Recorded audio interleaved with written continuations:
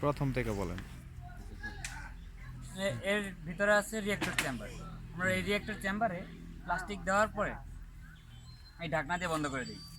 Reactor চেম্বারে ঢাকনা বন্ধ করার পরে এই ঢাকনা দিয়ে বন্ধ করার পরে এখান থেকে আমরা ব্লোয়ারের মাধ্যমে চুলায় উৎপন্ন যে ধোঁয়া আছে সেই ধোঁয়াটা পানির ভিতরে নিয়ে নিই। অর্থাৎ সেখানে বাড়তি যে কার্বন ডাইঅক্সাইড এগুলো এখানে পানিতে অনেকটা দ্রবীভূত হয়ে যায়। আর তারপর এখানে যখন আমরা প্রচণ্ড উত্তপ্ত করি 350 থেকে 700 বা 750 ডিগ্রি পর্যন্ত, তখন এখানে প্লাস্টিকটা ওটা মাপেন কি দিয়ে দেয়? 300 350 থার্মোমিটার দিই। থার্মোমিটার? হ্যাঁ, ওটা কোথায়?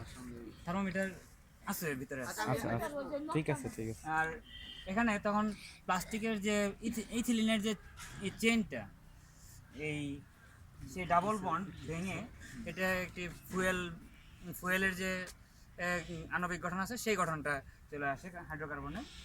তখন এটা বাষ্প থাকে, এটা বাষ্পটা এটাতে এই চেম্বারে ঢোকে, মাধ্যমে চেম্বারে ঢোকে। হ্যাঁ, এই ফার্স্ট চেম্বারে ঢুকে এখানে ভারী তেলটা জমা হয়ে যায়। আর হালকা যে তেলটা আসছে সেই তেলটা এই পাইপের মাধ্যমে এখানে আসে, এখানে কন্ডেন্সার সিস্টেমে এটা ঠান্ডা হয়ে যায়।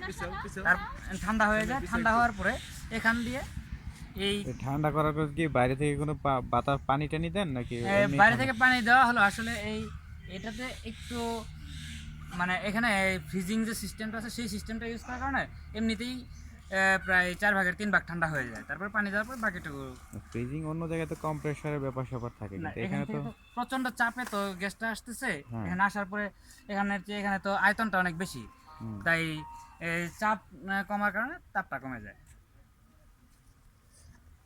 তারপর এখান থেকে এই মানে তেলের যে বাষ্পটা আছে সেই বাষ্পটা ঠান্ডা হয়ে তরল তেল হয়ে এখানে চলে আসে।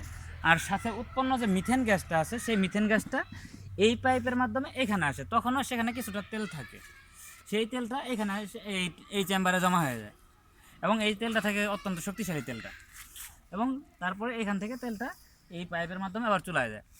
প্রথম 2 ঘন্টা চুলাতে মানে পর্যাপ্ত লাকড়ি ব্যবহার করা হলেও পরের 1 ঘন্টা লাকড়ির পরিমাণ অর্ধেক লাগে, তারপরে 1 ঘন্টাতে আর বাড়তি লাকড়ির প্রয়োজন হয় না। তেল হয়ে ভিতরে যায় আবার আগুন ওই তেল দিয়ে জ্বলে, ওই তেল দিয়ে না, এখানে যে এক্সট্রা যে মিথেন গ্যাসটা আসে তেলের মানে না, যেটা আমরা সংরক্ষণ করতে পারি না, সেই গ্যাসটাতে আবার এখানে আমার চুলা জ্বলতেছে। আর এগুলো হচ্ছে আপনার সেই রিয়েজেন্ট না, এটা জ্বালানি? হচ্ছে আমার জ্বালানি। এগুলোই পুরান? হ্যাঁ, এগুলাই পুরাই। আর এটা তৈরি হয় পেপার বোর্ড মিলে বা অনেক কারখানায় তৈরি হয়। তেলটা সঞ্চয় হয় কোথায়? তেলটা সঞ্চয় হয় এখানে, এটাতে না? হ্যাঁ। মানে এখান থেকে বের করার একটা রাস্তা আছে? হ্যাঁ, এটা বের করার চেম্বার ওখানে।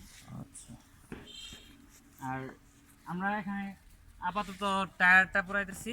টায়ার থেকে অনেক ভালো কালি আসে, এই ব্ল্যাক অক্সাইড যেটা বিল্ডিং এ ব্যবহার করা হয়, সেটা আমরা এই টায়ারগুলো থেকে মোটামুটি প্রচুর পরিমাণে কালি পাই। আর প্লাস্টিক থেকে পেট্রোলের পরিমাণটা বেশি আসে। ঠিক আছে।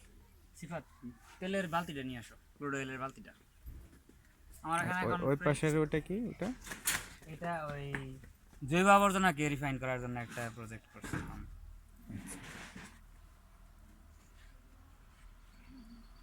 আমার বানানো কিছু ক্রুড অয়েল এখনো আছে, এই ক্রুড অয়েলটা আমরা দেখাইতেছি। এটা কি এখন মেশিনটা কি অ্যাক্টিভ আছে? হ্যাঁ, মেশিনটা অ্যাক্টিভ আছে। এখানে কতটুকু হয়, কতটুকু পুরাইলে কতটুকু তেল হয়?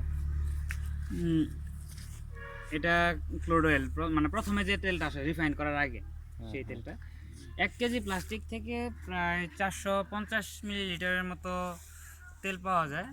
আর 400 গ্রামের মতো থাকে ব্ল্যাক অক্সাইড, মানে আমরা বর্তমানে যে নিম্নমানের প্লাস্টিকগুলো পুরাইতেছি, প্লাস্টিক এবং পলিথিনগুলো সেখান থেকে। আর বাকিটাতে কিছু পানি এবং মিথেন গ্যাস থাকে।